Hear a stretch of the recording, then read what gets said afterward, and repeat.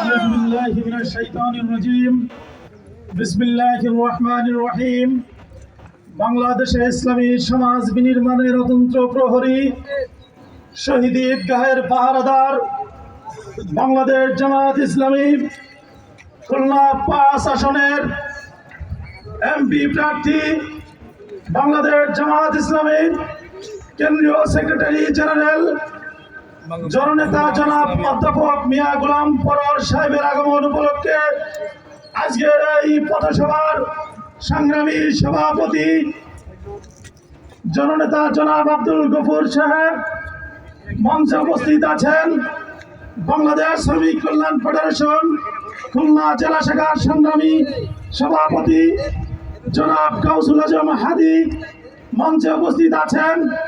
বাংলাদেশ জামাত ইসলামী খুলনা জেলা শাখার যুব বিভাগের সভাপতি অধ্যাপক গোলাম মুস্তফা আল মুজাহিদ সহ জেলা পর্যায়ে উপজেলা পর্যায়ে ইউনিয়ন পর্যায়ে বিভিন্ন পর্যায়ের নেতৃবৃন্দ সামনে উপবিষ্ট আমার প্রাণ প্রিয় খুলনাবাসী, আসসালামু আলাইকুম ওয়া রাহমাতুল্লাহ। সবাই কেমন আছেন? সংগ্রামী খুলনাবাসী, দেশবাসী, আমরা জানি বাংলাদেশ জামাত ইসলামী স্বাধীনের পর থেকে এদেশে নিয়মতান্ত্রিক এবং গণতান্ত্রিক পন্থায় সব দক্ষ দেশপ্রেমিক নাগরিক তৈরির মাধ্যমে একটি কল্যাণ রাষ্ট্র প্রতিষ্ঠা করতে চায়। 24-এর গণ অভ্যুত্থানের পূর্বে 71-এর পর থেকে এই দলটি হাজারো জুলুম নির্যাতনের শিকার হয়েছে। আমাদের নেতৃবৃন্দর আত্মত্যাগ, শাহাদাতের তামান্না সহ অসংখ্য নেতৃবৃন্দর জীবন দানের মাধ্যমে এই জামাত ইসলামী আজকে এই পর্যন্ত পৌঁছেছে। কিন্তু কোনোভাবেই বাংলাদেশ জামাত ইসলামী সফলতার জন্য চরম পন্থা অবলম্বন করে নাই। কিন্তু আপনারা লক্ষ্য করেছেন 24-এর গণ অভ্যুত্থানে একটি দলের মহাসচিব বলেছিল ভয়ে যে এই আন্দোলনের সাথে আমাদের কোনো সম্পৃক্ততা নাই, এই আন্দোলন সম্পূর্ণ সাধারণ ছাত্র জনতার।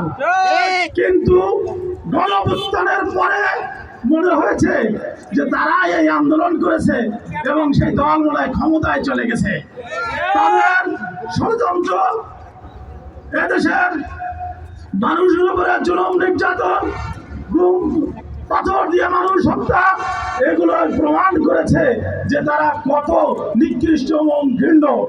সুতরাং আপনারা ইতিমধ্যে লক্ষ্য করেছেন যে আভ্যন্তরীণ কোন দলে তাদের এই নমিনেশন বাণিজ্যের মধ্য দিয়ে তারা ইতিমধ্যে নিজেদের নেতাকর্মীর হাতে নিজেদের নেতাকর্মীরাই খুন হয়েছে। আন্দোলন করে দেশের রাস্তাঘাট গাড়ি বাড়ি চালিয়ে দিয়েছে। আমি প্রশ্ন রাখতে চাই যে একটি দলের আভ্যন্তরীণ কোন্দলের কারণে বাংলাদেশের মানুষ কেন ছাপানো হবে?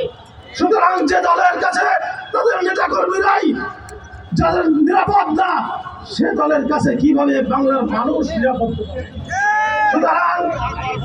সুতরাং আপনাদেরকে বলতে চাই, আগামী নির্বাচনে দাঁড়িপাল্লাকে বিজয়ী করে আমরা একটি সৎ দক্ষ কল্যাণ রাষ্ট্র প্রতিষ্ঠা